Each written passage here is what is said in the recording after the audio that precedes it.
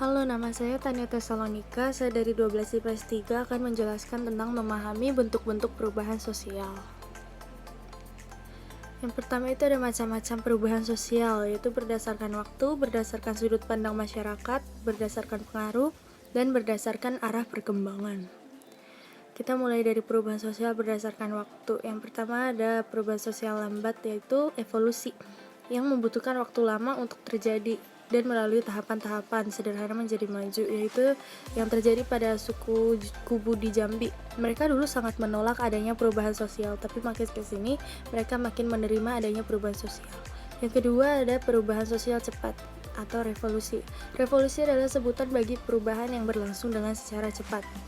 Perubahan revolusi ini bisa kita lihat dari proses kemerdekaan Indonesia, yaitu adanya pemimpin yaitu Insinyur Soekarno, adanya keinginan yaitu untuk merdeka, adanya momentum pada saat proklamasi, dan adanya aspirasi rakyat.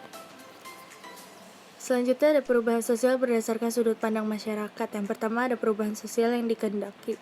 Perubahan sosial yang dikehendaki adalah perubahan yang dilakukan atas dasar perencanaan, yaitu contohnya ada program keluarga berencana. Masyarakat Indonesia udah terlalu banyak, jadi pemerintah melakukan kebijakan seperti keluarga berencana.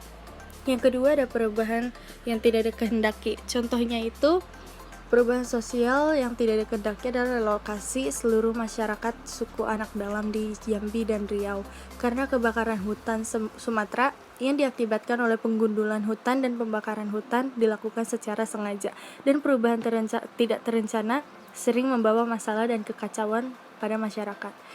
Selanjutnya ada perubahan sosial berdasarkan pengaruh. Ada perubahan sosial kecil, yaitu yang tidak menyangkut seluruh unsur masyarakat dan tidak mengubah lembaga sosial yang ada di lingkungan sosial. Ya, contohnya ada gaya fashion terhadap perempuan dan gaya rambut terhadap laki-laki. Itu kan mengikuti trendy.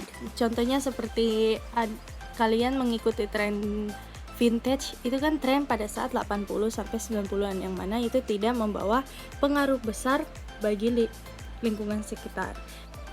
Yang kedua ada perubahan sosial besar yang menyangkut masyarakat secara luas dan membawa pengaruh yang berarti bagi kehidupan sosial. Contohnya itu kita perubahan dari negara agraris menjadi negara industri masyarakatnya. Selanjutnya ada perubahan sosial berdasarkan arah perkembangan, yaitu ada yang progres dan adanya regres. Pertama yang progres itu menuju ke arah kemajuan sehingga memberikan keuntungan bagi kehidupan masyarakat. Contohnya itu masuknya listrik ke dalam pedesaan. Yang kedua perubahan sosial regres atau perubahan yang menuju ke arah kemunduran sehingga dapat merugikan kehidupan masyarakat. Contohnya pengeboman seperti yang ada di gambar. Sekian dari saya, Tania Tesalonika. Terima kasih.